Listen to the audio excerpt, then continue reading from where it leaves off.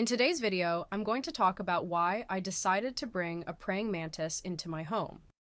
As many of you know, I'm passionate about growing both a garden and tropical houseplants, but with that comes the inevitable challenge of dealing with insect pests. Now, I don't use any toxic chemicals or pesticides either in my garden or indoors, so I've been relying on natural pest control methods. And while these methods are great for managing pest populations, they don't always give me 100% control. In the garden, things are a bit easier.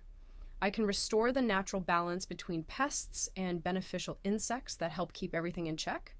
But indoors, it's a whole different story. I've found that certain carnivorous plants can help control fungus, gnats, flies. Check out the video I linked in the description for more on that. However, pests like aphids and spider mites are much harder to deal with. These pests are stationary and don't tend to fall prey to predatory plants, making them a real challenge. That's where the praying mantis comes in. These incredible little predators are known for their ability to hunt down pests like aphids, spider mites, and other soft-bodied insects. They're not only fascinating to watch, but they're highly effective at keeping pest populations in check naturally. So I decided to get praying mantises. But not just any mantises. I wanted to start from scratch, so I ordered a Mantis Ootheca online for about $25. If you're wondering, an Ootheca is a hardened capsule where mantis eggs develop. It's made of tanned silk protein called fibrin, mixed with calcium oxalate crystals. Pretty fascinating, right? The female mantis lays this capsule in the fall, attaching it to branches or other plants. The Ootheca stays preserved through winter, even surviving severe frosts, and then, in spring, it hatches. We're talking about 100 to 200 tiny mantis nymphs emerging, ready to begin their journey. I carefully secured it with linen thread and attached it to a small branch. Then I placed the whole setup in a spacious glass vase. I added some aquarium stones to the bottom, then poured in a little spring water, but just enough so the water stays beneath the stones, keeping the stones themselves dry. This creates the right level of humidity, which is crucial for the nymphs, and it ensures they don't accidentally fall into the water. Next, I covered the vase with a sheer organza cloth for airflow, secured it with a rubber band, and placed it in a warm, sunny spot among my orchids. And then I waited. The instructions I read promised that the mantis nymphs would hatch in 8 weeks. That was it. So imagine my surprise and excitement when one May morning, I checked on my incubator and found over 100 tiny mantises. At first, the nymphs didn't eat. In fact, they usually don't feed during the first 24 hours after hatching. But once that initial period passed, they were ready to start hunting. The problem? I now had a lot of tiny predators on my hands, and I needed to make a decision quickly. Without hesitation, I decided to release most of them into the garden. It was almost the end of May, and the threat of frost had passed. Outside, I knew there was plenty of food for them. Bulb flies, earwigs, aphids, the perfect menu for hungry mantis nymphs. They immediately set to work, hunting and feeding to fuel their growth. These nymphs need to eat well every day to go through several molts before they mature into adults. Now, I knew that, in the wild, some nymphs might end up eating each other. It's a natural part of their life cycle. I wasn't about to interfere with that, but I also wasn't sure how easy or difficult it would be to care for the ones I decided to keep. So I carefully selected about 30 of the baby mantises and placed them in small jars, determined to give them the best care I could. The next challenge? Food? I quickly ordered 2 colonies of high-day fruit flies, which are larger than regular fruit flies and can't fly due to a genetic mutation. These flies are perfect for feeding young predators like mantises, and they're easy to breed. I started by feeding them banana porridge, but after a bit of trial and error, I found that a mixture of fresh fruit pulp from my juice maker with a spoon of apple cider vinegar and a bit of baker's yeast worked much better. The flies multiplied like crazy. But the real fun began when the flies started escaping from their jar. To recapture them, I left out open containers of fruit and vegetable pulp. The flies, naturally, would crawl back in, forming new colonies.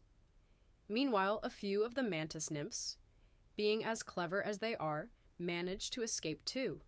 These little escape artists became my free-roaming pets, setting up ambushes around the room, often spotted on the ceiling or walls, waiting to snatch up their next meal. At that point, my home was divided into two insect worlds. One I was carefully tending to, and the other, the free agents, lived on their own, hunting and thriving in their own little ecosystem. Everything was going smoothly at first. My escaped free-roaming mantises were growing, molting, and thriving, but then as the nymphs matured, they started eating each other. So I had to separate them into different dwelling corners around the house or lock them up, like the others, in little glass prisons.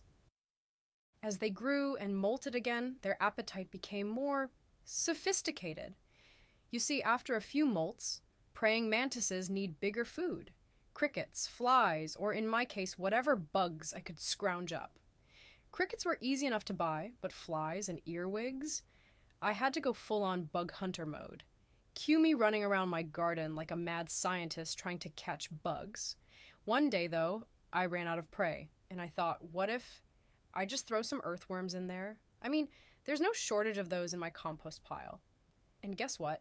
The mantises loved them. It was a huge win for me, especially on those days when my bug hunting expeditions were total flops. But as my mantis population continued to grow, it became increasingly difficult to keep up with their appetites. So I made the decision to release some back into the garden. By this point, the free-roaming mantises that I'd set loose had completely disappeared from my view. They'd settled all over the house, living their best lives. The real turning point came after the last molt. This is when mantises develop their wings, signaling the end of their incomplete metamorphosis and their transformation into full-grown adults, or imago. It was also around this time that it became easier to tell the males from the females. Males are much smaller than females, and they finish their metamorphosis a couple of molts earlier. Females, on the other hand, take a bit longer to mature. Now, on to the big moment, breeding time. I picked a large, healthy female mantis to try to breed, the queen of the mantis world, if you will. I decided to set her up in a fancy orchid terrarium. Branches, moss, stones, and tropical plants, like orchids, that's all I need. And for those of you interested in how I set it up, check out my video on creating a house for orchids, link in the description. I fed her well and then began introducing males to her. Spoiler alert, the first few males were unlucky. She ate them. Yep, no romance, just straight up dinner. The more she ate, the bigger she got. At this rate, I was worried she'd turn into a full-fledged monster. After a few failed attempts, I was down to 2 males. Honestly, I had no hopes left. I was just waiting for the inevitable cannibalism to unfold. So I thought, let's just get this over with. I threw the last 2 males in with her and hit record on the camera, fully expecting another feast. But then, something crazy happened. Out of nowhere, the female decided to mate. I'm still not sure why. Maybe she had a moment of mantis feelings, or maybe she just had the weight of an entire meal in her stomach and thought, okay, I'm ready now. Whatever it was, she mated with one of the males, and I couldn't believe it. After a brief courtship, the lucky male was able to pass on his genetic material. But, as expected, he didn't survive the encounter. The female ate him after mating, using his body for the nutrients she'd need to produce eggs. A couple of days later, the female laid an Ootheca, her egg sac. Sadly, I missed the actual moment, but I did get to witness how the female aggressively guarded her nest. The second male, who had somehow survived the ordeal, tried to approach the nest and hide behind the queen, out of her sight, knowing what her intentions were. But in a cruel twist, she eventually bit off his head, although she didn't eat him. It's a tragic but natural part of mantis biology. Reproduction takes such a toll on the female that she often stops eating and eventually dies soon after. In the wild, she wouldn't need to mate again for subsequent egg laying, but in captivity, the process is often more demanding. It was a bittersweet end for the female, but ultimately, her role in ensuring the next generation was complete. For me, it was the perfect conclusion to this biological experiment. From Ootheca to Ootheca, I'd witnessed the entire life cycle of the praying mantis. The Ootheca starts off soft and vulnerable, so it's important not to touch it for the first few days. After it hardens, you can safely remove it. To simulate the cooling period of winter, I'll store the Ootheca in the refrigerator for a couple of months, and hopefully I'll have more nymphs in the spring. I hope you found this journey into the world of mantises fascinating and informative. If you're thinking about breeding mantises at home, I hope my experiences have given you some valuable insights.